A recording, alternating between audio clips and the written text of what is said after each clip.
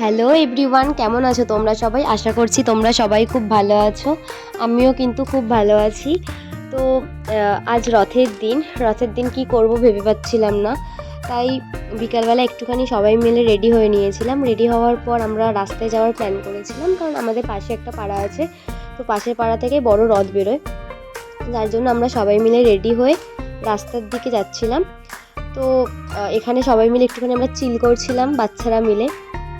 এদের সাথে থাকতে না খুব ভালো ভালো লাগে। এদের সাথে থাকলে আমার ভীষণ মন ভালো হয়ে যায়, সিরিয়াসলি। তো যাই হোক, তারপর আমাদের পাড়া থেকেও একটা ছোট্ট রথ পার করেছিল। তো সেটা টানছিলাম, আমি একটুখানি টেনেছি। দেন আমার ইউভান ও টানার জন্য ভীষণ পরিমাণে এক্সাইটমেন্ট হয়ে গিয়েছিল। তো দেখো, ওর এক্সাইটমেন্টটা একবার তোমরা শুধু দেখো। তো আমরা রথ নিয়ে বেরিয়ে পড়েছি, আর ও এত জ্বালাচ্ছিল ইউভান, যার জন্য ওকে আমি কোলে তুলে নিয়েছিলাম।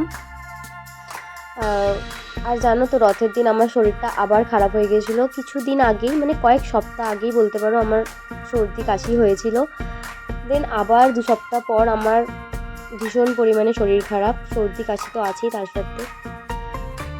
তো তাও সেসব কাটিয়ে, মানে ঠিক হয়নি, তাও কি করব, বাচ্চাদের সাথে একটুখানি না বেরোলে ভালোও লাগে না। ঘরে সবসময় বসে থাকতে ভালো লাগে না শরীর খারাপ নিয়ে। তার জন্য একটুখানি ওদের সাথে বাইরে বেরিয়েছিলাম। তো টানা হয়ে গেছিলো আমাদের। দেন আমরা বেরিয়ে পড়েছিলাম রাস্তার উদ্দেশ্যে রথ দেখবো বলে। আমরা প্রায় আধ ঘন্টা 45 মিনিট ওয়েট করেছি, কিন্তু রথের আর পাত্তা ছিল না। তো ফাইনালি একটুখানি রথের আলো দেখতে পেয়েছি। ওই যে গ্রিন কালারের যে দূরে দেখতে পাচ্ছ, ওখানে রথটা দাঁড়িয়েছিল কিছু কারণে। তো সেই জন্য আমরা পুরো রাস্তায় ভিড় জমে গিয়েছিল, মানে সবাই অপেক্ষা করছে।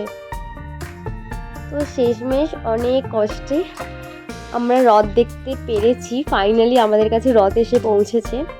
তো ভিড় ভালোই ছিল, তোমরা তো দেখতেই পাচ্ছ।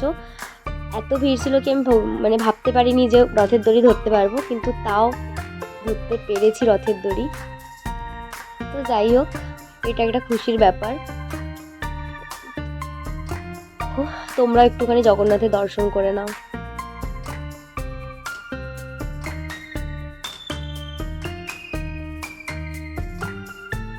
জগন্নাথ এখন মাসির বাড়ি যাচ্ছে।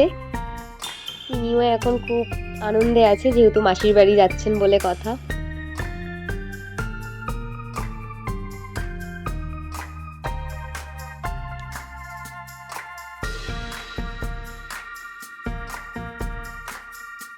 তো এখানে জগন্নাথ দেব নিজের মাসির বাড়ির উদ্দেশ্যে রওনা দিলেন, আর আমরাও বাড়ির উদ্দেশ্যে রওনা দিচ্ছিলাম।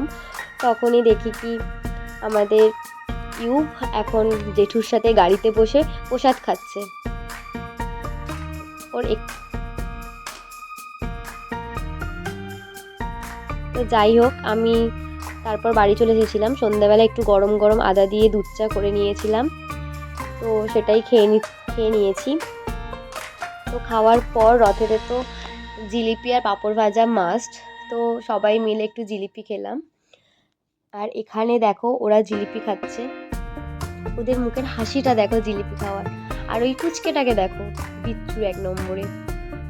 ওরা আবার জিলিপি নিয়ে নিয়েছে বলে প্লেট থেকে, ওদেরকে বলছে রাখ জিলিপিটা, দেখো রাখতে বলছে, কিন্তু নিজে কিছুই খায় না। ও আবার অত বড় একটা জিলিপিটা হাতে তুলেছে, অ্যাট লাস্ট তুলতে পেরেছে, কিন্তু সেটা আবার তাও নিচে পড়ে গেছিলো ওর হাত থেকে। আমি আবার ওকে তুলে দিলাম আলাদা।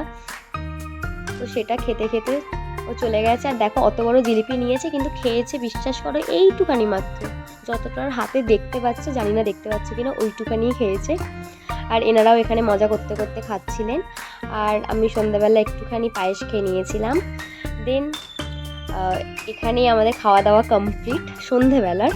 তো চলো, আজকের ভিডিওটা এতটাই। জয় জগন্নাথ।